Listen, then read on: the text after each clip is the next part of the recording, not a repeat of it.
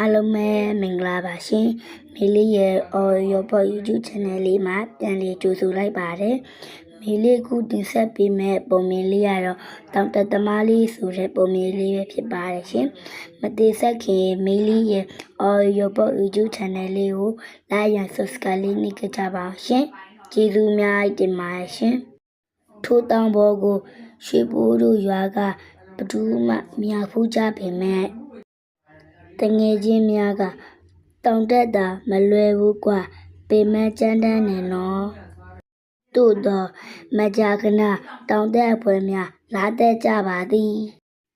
ညအိတ်3လေးလောက်မှတောင်ထိပ်ပေါ်ရောက်တဲ့တနေ့ရွှေဘိုးအဖေကိုမေးသည်အဖေတောင်တက်တာခက်သလားဟင်ခဲကြမ်းတမ်းနာပေါ်သားရဲ့ဒါဆိုခက်တဲ့တောင်ပေါ်ကိုလူတွေဘာဖြစ်လို့တက်ကြတာလဲ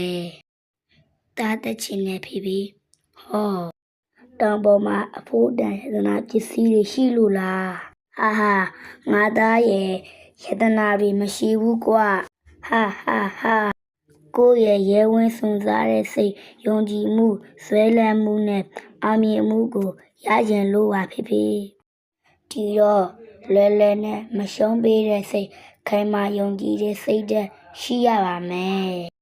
ပေပန်းနဲ့လေ့ကျင့်မှုတွေအများကြီးလုပ်ရမယ်ခံစားပါမလားကွာတားခံစားနိုင်တယ်ဖေစူးစမ်းလေ့ကျင့်မယ်ကောင်းပြီဖေတငယ်ချင်းတွေတောင်တက်သမားတွေစီအပ်ပေးပါမယ်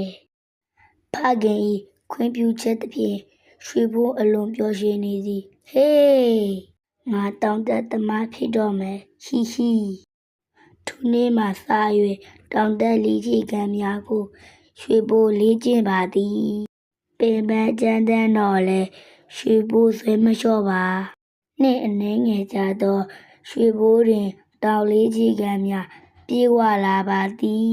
ဒီနေ့တောင်တက်အဖွဲ့နှင့်အတူတောင်ပေါ်တက်ရန်ဖေထမ်းခွင့်ပြု၏သားရဲ့ဆန္ဒကြီးမားလွန်းတော့ဖေခွင့်ပြုပါတယ်အနေရများလုံးတော့တောင်တက်စည်းကမ်းတွေကိုလိုက်နာပါဆွဲလန်းလာရှိနဲ့တတိခွန်အားကိုတုံးပြီးပန်းတန်ရောက်ကြိုးစားပါသားရေတောင်တက်အဖွဲ့နဲ့အတူတောင်ပေါ်သို့ရွှေဘိုးတက်ခဲ့၏ဆွဲလန်းလာယုံကြည်မှုအပြည့်နဲ့ကြိုးစားတတ်၏3ရက်မြောက်နေ့တွင်တောင်ပေါ်သို့အောင်မြင်စွာခြေချနိုင်ခဲ့၏ဖေပြောတဲ့ရတနာပစ္စည်းတွေထက်တန်မိုးကြီးတဲ့စိတ်သက်ခွန်အားဆိုတာဒါပါလားဘလို့ခက်ခဲကြမ်းတမ်းပါစေစူးစမ်းရင်တောင်ကြီးဘဝအောက်ရောက်နေပါပဲရွှေဘိုးသည်မေထုတ်ပေးလိုက်သည့်အလံတိုင်းလေးကိုတောင်ပေါ်တွင်စိုက်လိုက်ပါ၏ဖေနဲ့မေတားတောင်ထိပ်ပေါ်ရောက်ပါပြီပုံမြင်လေးရတော့ဒါပါပဲရှင်ကြည့်ရှုကြရင်တော့မေလေးရဲ့ရောပေါ် YouTube channel လေးကို like and subscribe လေးနှိပ်ကြပါအောင်ရှင်ကျေးဇူးများတင်ပါတယ်ရှင်